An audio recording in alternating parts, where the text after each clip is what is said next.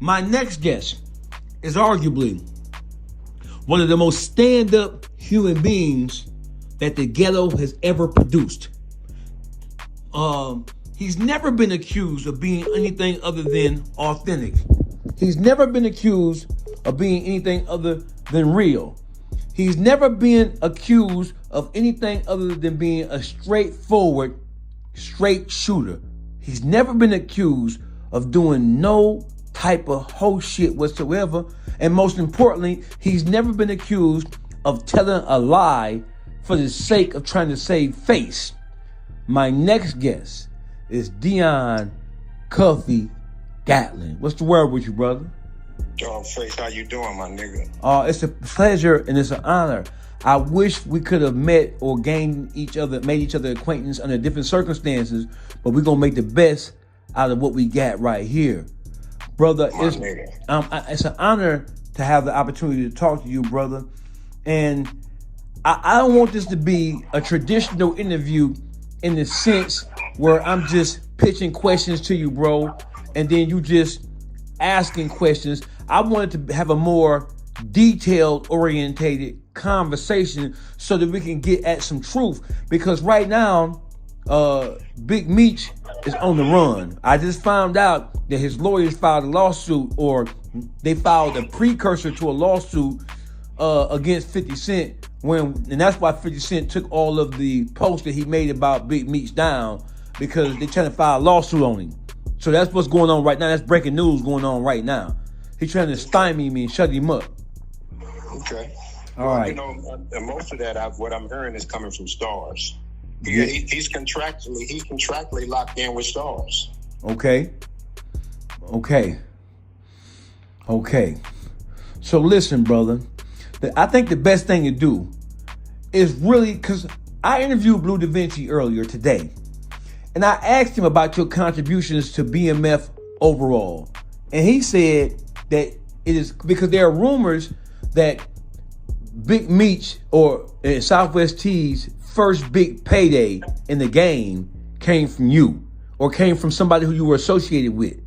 So I don't know how much of it you can talk about. I guess the case is in now. So I want you to answer as much as my questions as you possibly can. Anything you don't feel comfortable with, you can sidestep that motherfucker like you know you can. But I want to know, how did you meet Big Meech, and under what circumstances did you meet Big Meech and T? I met Big Meech in the early 90s. He come to town with a friend of mine, an older gentleman, KT. We're about the same age, so we just hit it off, man.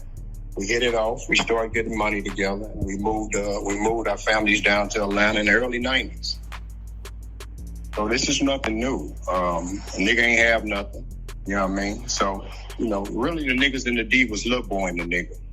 Right. So, you know, when I got the nigga to the loop, you know, I'm telling nigga, come on down here, nigga. I'm gonna put you on 10. And that's exactly what I did. Right. Is it true that you actually showed him the value or how to properly move or maneuver in the game, and that you put his first $1 million cash in his hand? Is that true? That's very true. Like I said, the nigga didn't have nothing. You know, so like I said, I put his game on 10. I'm the first nigga to put $1 million in the nigga hand, and the nigga cried. And the nigga exact words were to me was, the niggas been holding them back in the D.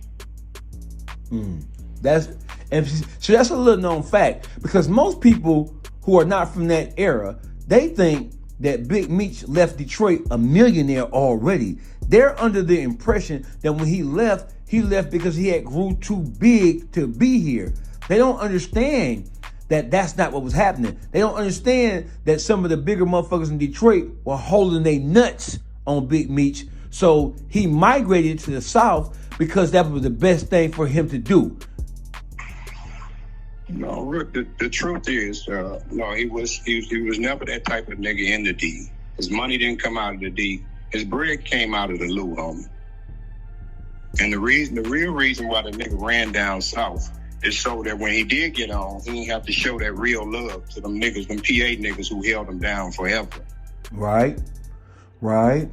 Right. And that's another little known fact, because when they talk about Big Meech and T and BMF overall in Detroit, they always stay on Southwest.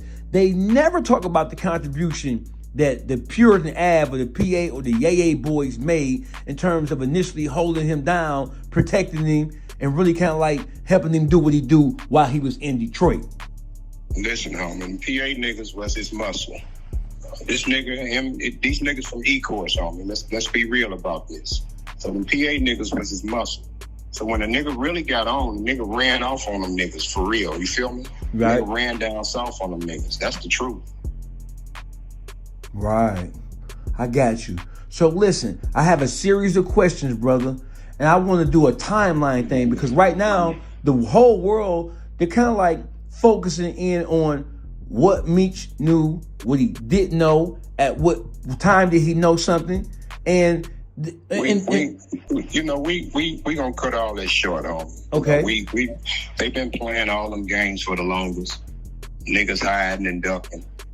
The agent testified that Demetrius Flannery was aware of the deal, and that Demetrius had one request, and that his name does not appear in any documents. This was Special Agent Keith Cromer's testimony. CS1 testified, Tammy Collins, that Demetrius Flannery was aware. She signed up to be a government informant to give Demetrius Flannery a time cut. She had the courtroom clear it out. If you go on Pacer, pull my docket sheet, you'll see where CS1 requested that the courtroom be closed. Got you. Let me ask you a question, Cuffy. At any time during the initial stages of your indictment involving this whole Tammy Collins thing, did you talk to Big Meech, or did you send a message to Big Meech in any way to tell him or to alert him of what was going on? We sent Big Meech certified mail. Big Meech set me up, and Tammy set me up with the sting in 2013. That's the last time I've heard from this nigga. We sent them correspondence through the attorneys, asking him, is he aware that his name is in court sworn documents, and sending me a truckload of cocaine. He never responded. We know he got the mail because we sent everything certified. I have not heard from this nigga of 32 years since they set me up in 2013.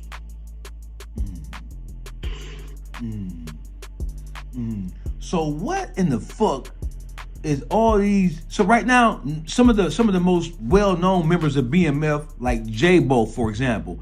J-Bo, he is strangely, suspiciously silent about all these facts that are coming out. I believe J-Bo is from St. Louis, isn't he? He is. Okay. He is. What's your relationship with him? You know, I never knew J-Bo. He was cool with my little brother, Magic, or Wani. He passed on the first BMF indictment. He passed in USP Atlanta from an asthma attack.